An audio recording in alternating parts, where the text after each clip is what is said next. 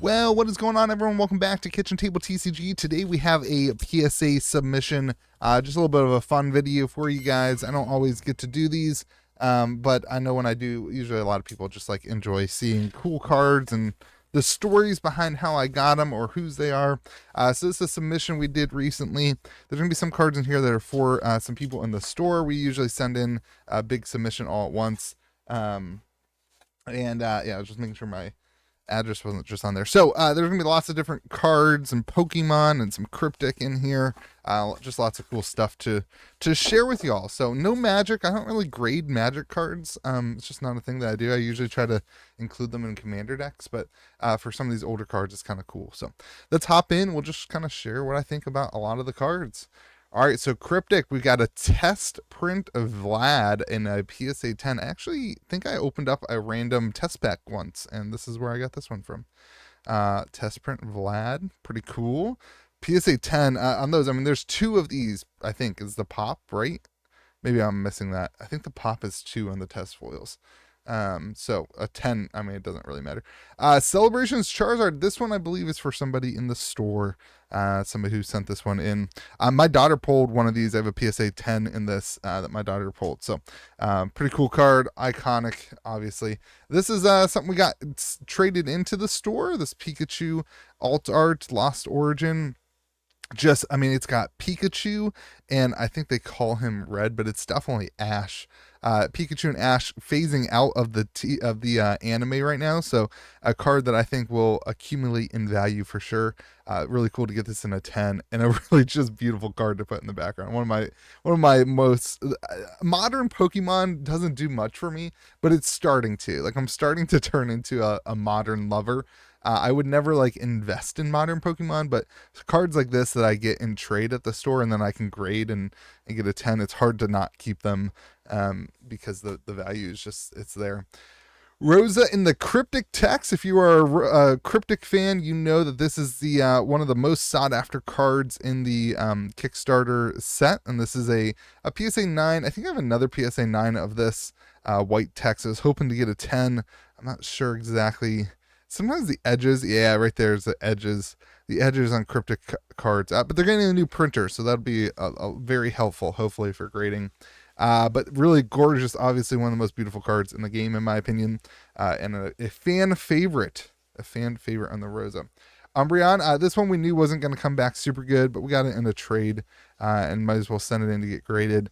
This is something we'll throw in the case, and somebody who's a big Umbreon fan will buy it as their first graded card. That happens all the time in our store.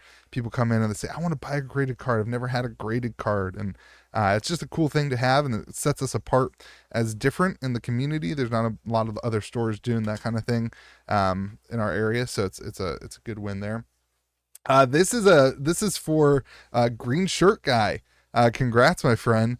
PSA 10 on the top 8. This was the promo we had for Game Grove at our store. So Orpheus top 10 or top 8 and a PSA 10. Really cool. So congrats to Green Shirt Guy for placing the top 8 and then getting that one graded. Really cool, huge win there. Hopefully you don't see this before you get it back. Ooh, this Farrakhan not doing super good. A PSA 8. Beautiful card, though. I mean, that artwork's just gorgeous. Really cool card. PSA 8, though, you can see, I'm sure it's edging. See, the edges don't look, the top edge, I think, is pretty rough. Edges don't look super bad. There may have been some sort of, sometimes they have scratches on them. Yeah. All right, let's see what else we got. Ooh, Brassman's Will and the Kickstarter foil. These actually, I can't remember. These might not be mine.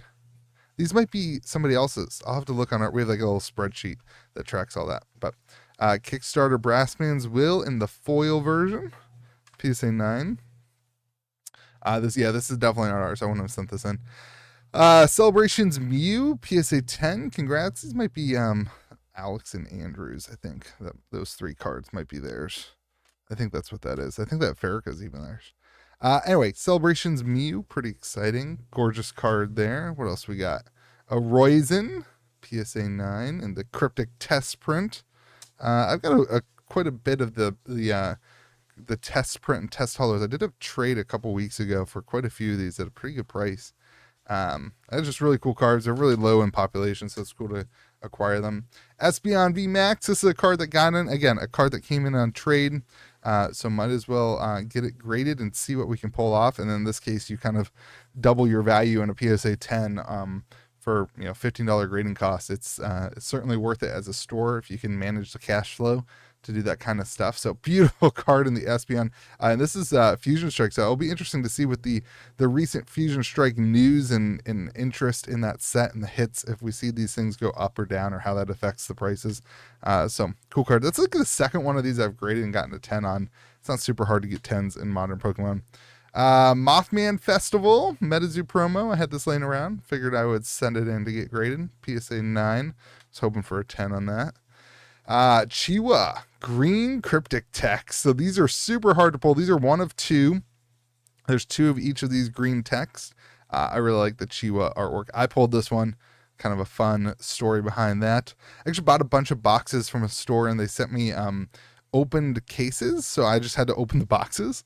And this is one of the cards I pulled. I don't like collecting non-sealed cases because people make the pulls. So Noland, another one. Actually, I think these were in the same box. These two cards were in the same box. Pretty cool story there.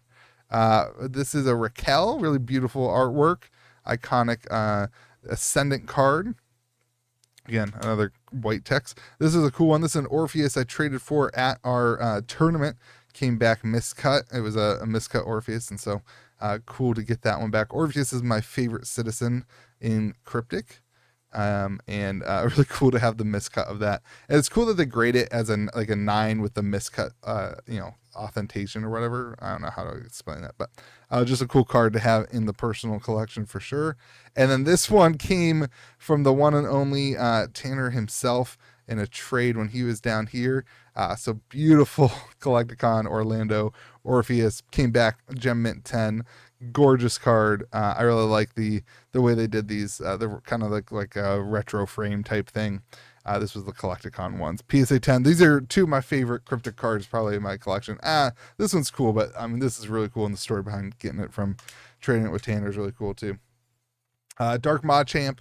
PSA 7, nothing special here. Another one of those cards where you get it in a trade as a store, you send it off and put it in a slab. It might not increase the value that much and might necessarily be worth, we might not get another 15 to 20 bucks out of it, but people may buy it as a result of it being one of their favorite Pokemon and their first slab, which happens a lot. And then they start getting into slabs and it just creates more interest in other stuff we have in the store. And then Jolteon, I feel like this is probably somebody else's. I'm not sure. Oh, this is the no symbol. No, this is mine. So this is a jungle Jolteon without the symbol. And I just thought that was really cool. And so I wanted this in my personal collection. So really cool card. It confused me. I thought it was fake at first. And I did some research. And there's like some of the jungle ones just didn't get the jungle stamp that should be right there. So you can tell because the set number is different than the base set. And I think the artwork's different. I can't remember off the top of my head. Anyway, I just wanted to share the collection with you. We'll have more of these coming in. We're kind of once a month or so getting submissions back. I have a massive one coming back next month. So if you're local and you want stuff graded, come reach out to me. Other than that, hopefully you have yourself a fantastic day. Be kind to the people around you. As far as it goes for grading, I mean, if you enjoy it, like I don't grade Magic cards because I want to play with them. A lot of the stuff you can't play with. You obviously can't play with vintage Pokemon cards, and I'm not going to play Cryptic with expensive $200, $300 cards in my deck. So might as well get it graded and get to show it off and keep it safe and neat. And I'll price off one or two of these to cover the cost of grading fees and that kind of stuff. So anyway, hopefully you have yourself a fantastic day. Be kind to the people around you, and we will see you again next video.